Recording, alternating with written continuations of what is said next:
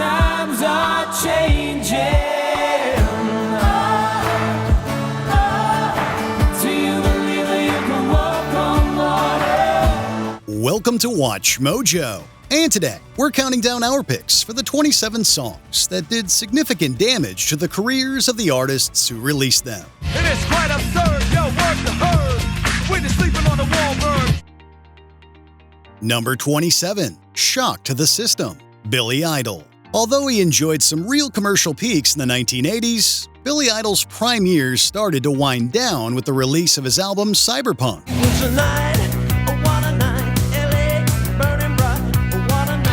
The single Shock to the System didn't quite live up to its name, falling short of delivering the type of cultural success that some of Idol's best moments had.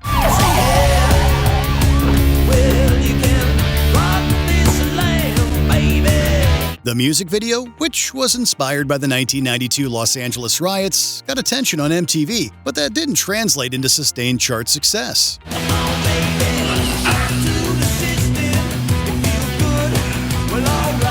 It failed to reach the Billboard Hot 100, beginning a chart slump that continued on throughout the 1990s.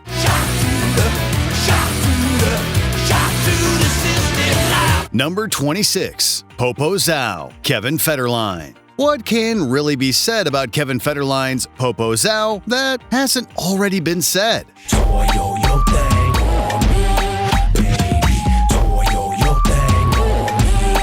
It's not that K-Fed had some major fall from grace after a long and successful career. No, he was best known for his marriage to Britney Spears before he eventually decided to launch a solo career. Popo Zao was the first single off his soon-to-be critically panned debut album, Playing with Fire. The response to Popo Zao was so aggressively bad that it was taken off the album before its release. Little did Federline know that the album itself was not helped by its absence. To this day, this complete and total failure remains a cultural punchline.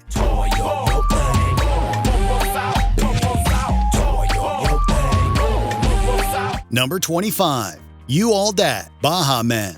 The novelty hit that was Baha Men's Who Let the Dogs Out was as destined for one-hit wonder status as any song of its time. Who let the dogs out? That didn't really stop them from trying to replicate its success, though. The song leaned heavily on the same novelty party formula but lacked a unique and memorable hook that was strong enough to break through. I was up with the moon and down with the stars, and the party was carrying on. The phrase lightning in a bottle tends to come to mind when Baha Men are mentioned these days. Tell me, would it be okay if I say you got it? You all that? You got it? You All Dat did, in fact, chart in several countries, but any initial success would quickly fizzle out and they would never return to the US Billboard Hot 100. Tell me, would it be okay if I say you got it? You all that? You got it? Number 24, Lost in You, Chris Gaines. All these years later, it's still hard to believe that Garth Brooks was actually responsible for that whole Chris Gaines debacle. There's no more waiting, holding out for love. Attempting to launch a pop-rock alter ego tied to a planned film, Brooks confused his core country audience tremendously. When you're around, baby, I have found I get lost in you. While the song itself had some chart presence, the broader project was critically panned and commercially underwhelming relative to his usual dominance. Heaven knows I'm head over heels and it shows. It's not that Brooks' own career was destroyed by Gaines or anything, but this spin-off project was stopped in its tracks before it even left the station. One of the most bizarre missteps in music history. Lost in your wonderful ways. Number 23, Walk on Water, 30 Seconds to Mars. As the first single that 30 Seconds to Mars had released in 4 years, there was quite a lot of fan anticipation behind Walk on Water.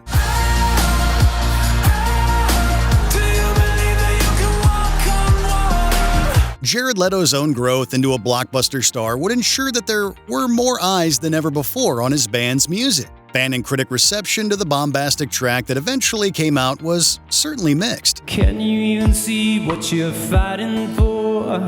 Bloodlust and a holy war. It was becoming clear that the band didn't quite have their finger on the pulse of what was happening in their genre musically. Do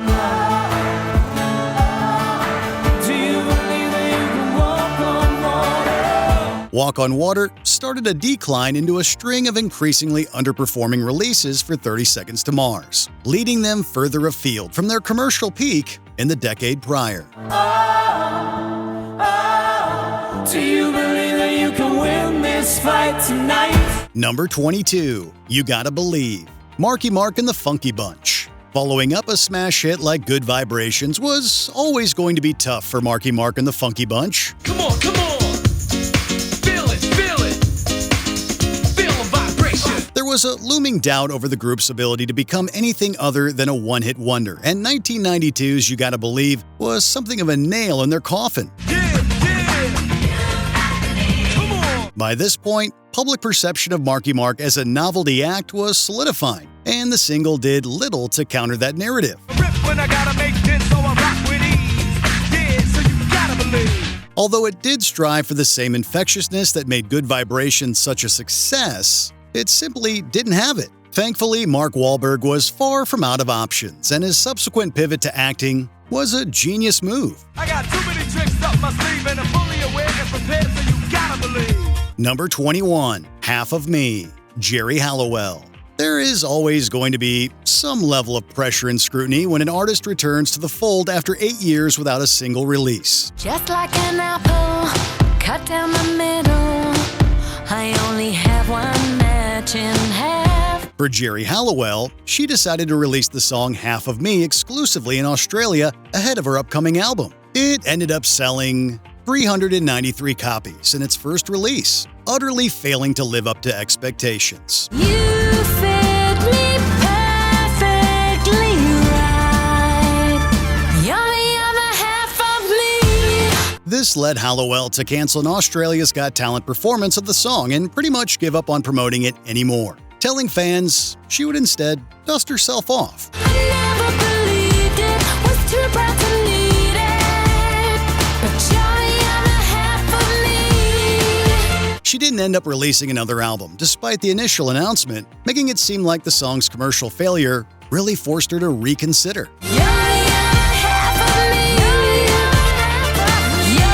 me. Number 20, Mo Bounce, Iggy Azalea. In 2014, Iggy Azalea was on top of the world thanks to the success of singles Fancy and Black Widow. However, backlash towards the Australian rapper was growing, particularly accusations of cultural appropriation. The chart performance of her singles gradually deteriorated. Bounce like a 6'4", sick flow, slick talk, spitting that Crisco. That brings us to Mo Bounce. It's an in-your-face EDM rap track that feels like it's at least 3 years out of date. 100 spokes spinning on a chrome rim.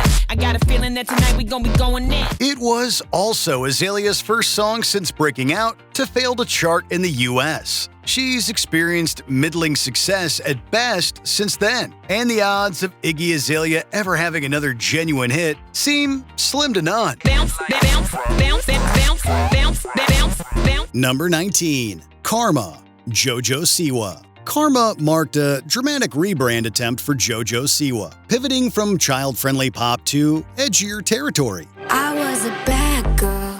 I did some bad things. I swear I did it all for fun and it meant nothing. To say that it didn't come together would be a major understatement. The grit and rebellious nature of JoJo after this new image overhaul was quickly branded as inauthentic by critics. Karma's a bitch. I should've known better. If I had a wish, I would've never left around. It ended up becoming one of the most critically panned songs of 2024, garnering 3 million dislikes on YouTube after it went viral. When I saw the pics of you and her, I felt the night twist. Although it did perform reasonably well on the charts, this attempt at a more mature rebrand undeniably ended up backfiring on JoJo Siwa. Karma's a bitch. Karma. And she's with you right now. Number 18. Ain't Never Gonna Give You Up, Paula Abdul. Some artists can go away for a few years and return to the same level of popularity as before. That wasn't the case with Paula Abdul. Well, there's not a bit of truth in what you hear. Just a whole lot of jealousy out this new. My good name all over the place. After seeing an incredible run of 6 consecutive #1 singles, Abdul's subsequent songs started seeing weaker performances. The 4-year gap between her albums Spellbound and Head Over Heels didn't help matters. Ain't Never Gonna Give You Up was the 3rd and final single released from Head Over Heels. But I will always treat you just the way I always promised I do. And to be clear, there's nothing particularly wrong with the funky dance pop song, but it also essentially failed to chart anywhere, making it clear that Paula Abdul's time as an A-list pop star was over.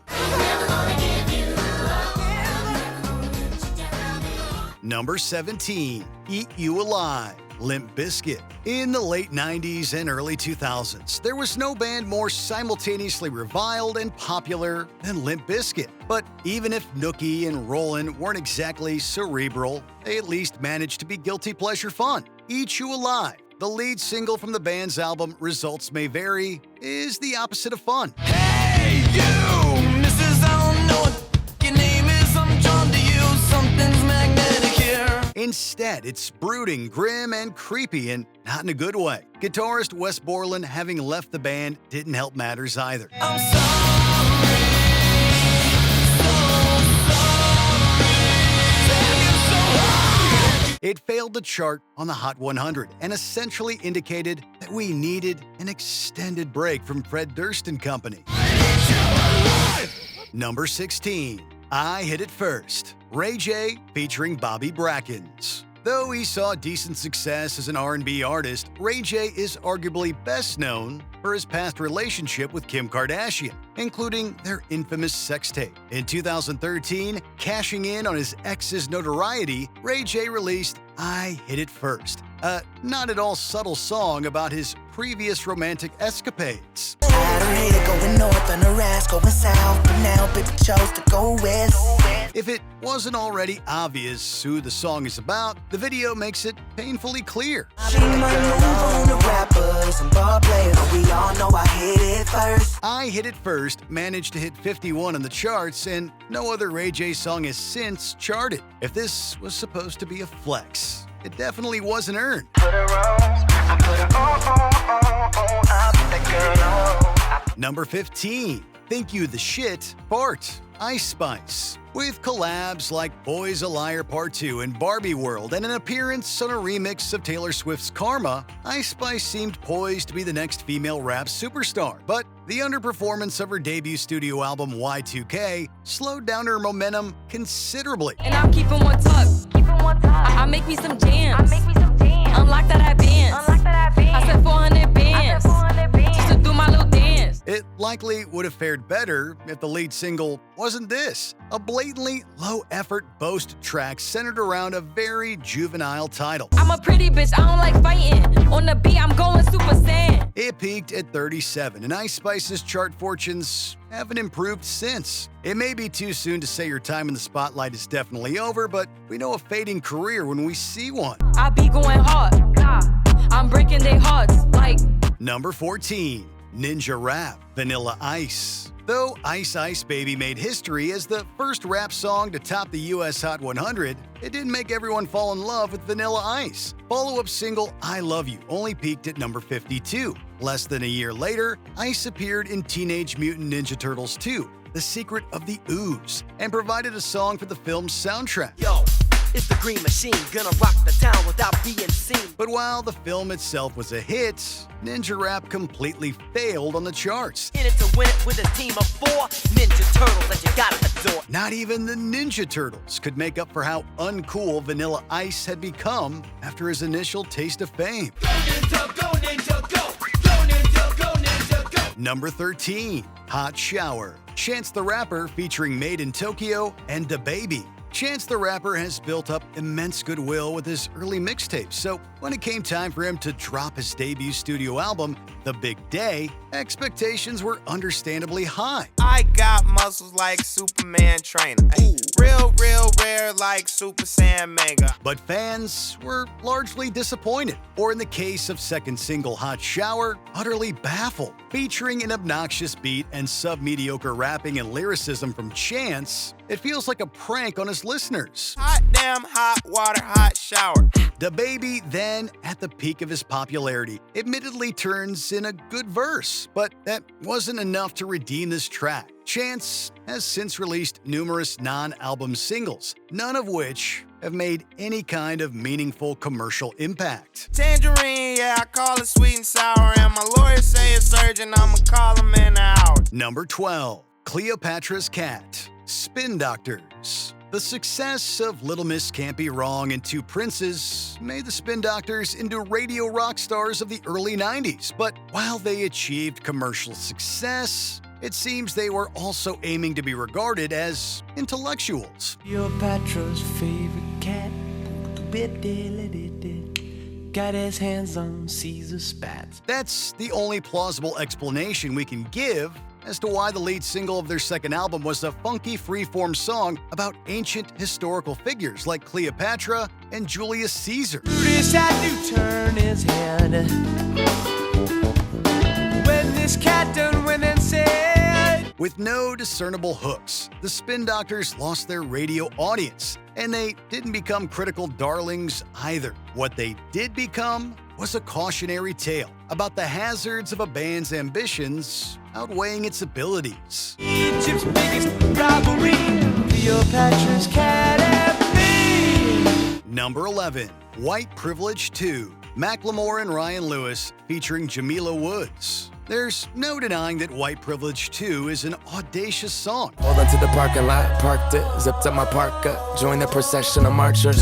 A nearly 9-minute-long examination of racism and its long-term generational effects. Macklemore showed that he wasn't afraid to take chances as an artist. You've exploited and stolen the music, the moment, the magic, the passion, the fashion you toy with. The culture was never yours to make better. Unfortunately, while well-intentioned, White Privilege 2 is overstuffed and self-important, feeling as though Macklemore is trying to decenter himself while also having as much of the spotlight as possible. While the song spawned plenty of discourse, it didn't fare well commercially. While Macklemore has continued making music, this marked a pretty definite turning point in his career. We take all we want from black culture, but will we show up for black lives? Number 10.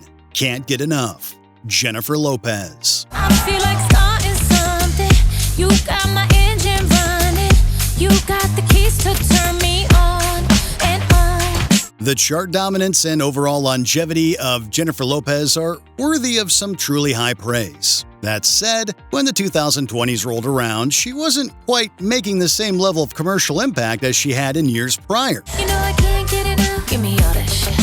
Can't get enough. Ahead of the release of 2024's Can't Get Enough, the cycle seemed to indicate that J.Lo was gearing up for a comeback. Unfortunately, the song didn't end up providing her with much of a springboard. With you, boy. It failed to chart on the Billboard Hot 100 and only placed well in South America. Critics pointed out that the song just sounded too safe to truly make a real dent in the modern market. It's the way you look at me. Come on.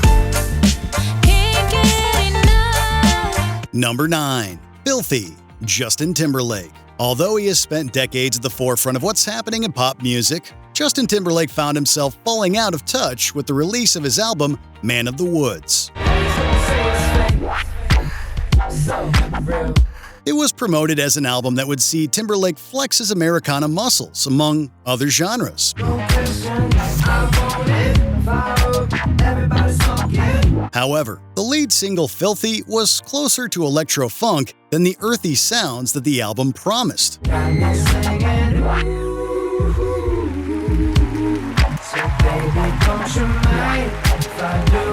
It ended up peaking in the top 10 of the Billboard charts before quickly falling off, failing to hit the commercial highs of his last single, Can't Stop the Feeling. Number 8. Literally, I Can't. Red Foo. After the electropop duo LMFAO went on hiatus in 2012, Red Foo kicked off his solo career and found success in Australia, where he became a judge on The X Factor. The party appeared to be rocking until 2014, when he was featured on a song by production duo Playin' Skills. We party rockin'. You got a big old butt. I can tell by the way you walking. Many found the lyrics and music video to be misogynistic and condemned the artist for seemingly promoting a culture of assault.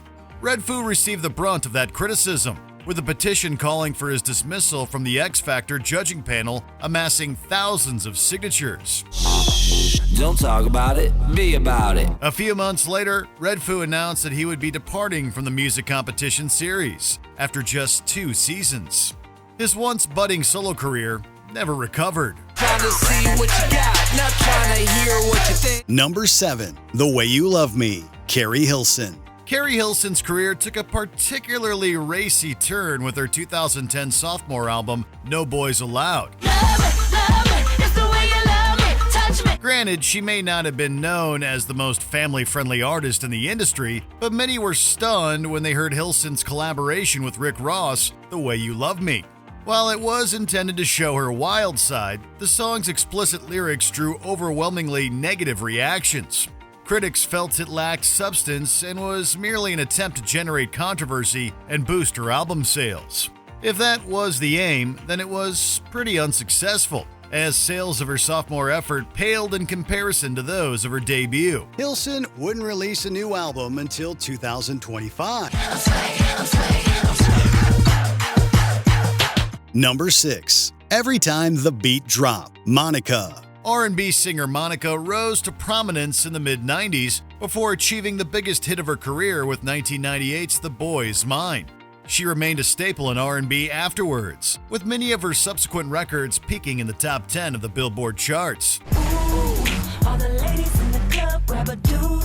However, in 2006, the Georgia-born singer released Every Time the Beat Drop, bringing all of that success to a screeching halt. The lead single from her album, The Makings of Me, this track was a significant departure from her usual style and was seen by fans as a trend-chasing effort. Now I ain't talking about a little two-step. I'm talking about something that'll make you sweat. As a result, the song barely cracked the top half of the Billboard Hot 100 and left a lasting stain on Monica's once spotless career. Every time the beat drops. Y'all know what this is. Number 5. Flatline, B.o.B. Once upon a time, B.o.B. was one of the hottest rappers on the block. The Decatur, Georgia artist earned a number 1 hit with Nothing on You in 2009. They got nothing on you. Nothing on you, babe. He followed that up with a string of top 10 singles featuring names like Haley Williams, Eminem, and Lil Wayne. Then in 2016, B.o.B. engaged in a heated Twitter debate with astrophysicist Neil deGrasse Tyson, in which the rapper claimed that the Earth is flat. As if that wasn't bad enough, he released Flatline, a single that not only dissed Tyson, but also touched on other bizarre conspiracy theories. Evidence, just got the evidence. Mother Earth, hey, what's up, bitch? What's your measurements? Needless to say, the song pushed whatever was left of B.o.B.'s career off the face of the earth. I got as far as I could go before I hit the dead end. Sit back and let it set in. Number 4. Pumps and a Bump, MC Hammer. Following the success of his 4th album, Too Legit to Quit, MC Hammer, or simply Hammer, took a 3-year hiatus, during which rumors began circulating that he had quit music. In 1994, he made a comeback with The Funky Headhunter, which was preceded by the single Pumps and a Bump. Seemingly in a bid to shed his squeaky clean image, this song featured suggestive lyrics and a provocative music video, depicting Hammer in revealing attire. As a result, it received significant backlash, and the video was banned by MTV. This caused the album to sell significantly lower than Hammer's previous efforts. His popularity declined rapidly afterwards, ultimately contributing to his financial troubles a few years later.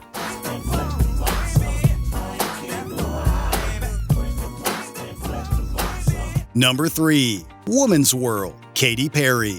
Katy Perry ruled the end of one decade and the beginning of the next, but then she started to stumble. Anticipation over a potential comeback in 2024 was quickly dissipated by news that Perry was re-teaming with controversial producer Dr. Luke. Then comeback single Woman's World dropped and people were stunned. She is heaven sent, so soft, so strong.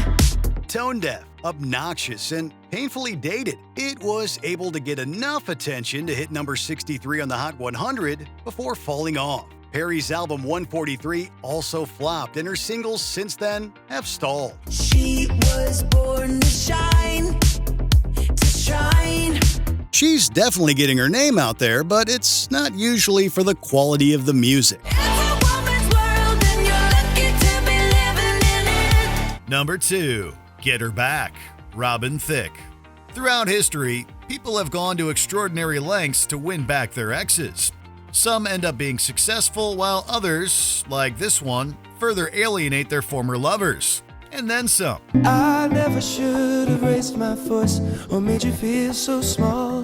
Get Her Back, released by Robin Thicke in 2014, was directed at his estranged wife Paula Patton as an attempt to, well, get her back after their separation. The problem was the song and its music video were pretty uncomfortable and invasive, especially as the singer aired seemingly private messages between him and Patton. All I want to do is make it right, make it right. The song turned out to be a flop in every way possible. Not only did it fail to win him back his ex-wife, it doused whatever flames were left of his already flailing career. I gotta get her, go, get her, go, get her, go, get her back.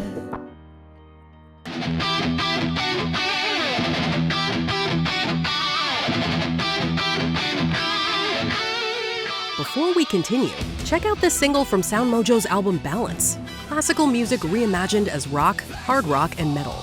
Check out the full track and album below.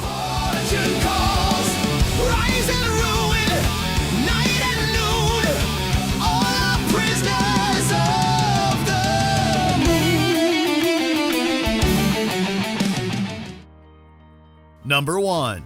Rock Me Tonight, Billy Squier. Billy Squier saw phenomenal success as a rock musician in the early 80s, with 2 of his albums cracking the top 5 on the Billboard 200. Rockin' the night, walking on air, gonna find me some trouble, gonna grab my share. Whatever hopes he had of rising to the peak of the genre was dashed in 1984 when he released the music video for Rock Me Tonight. The clip, which was helmed by future High School Musical director Kenny Ortega, depicted Squier dancing around in a room.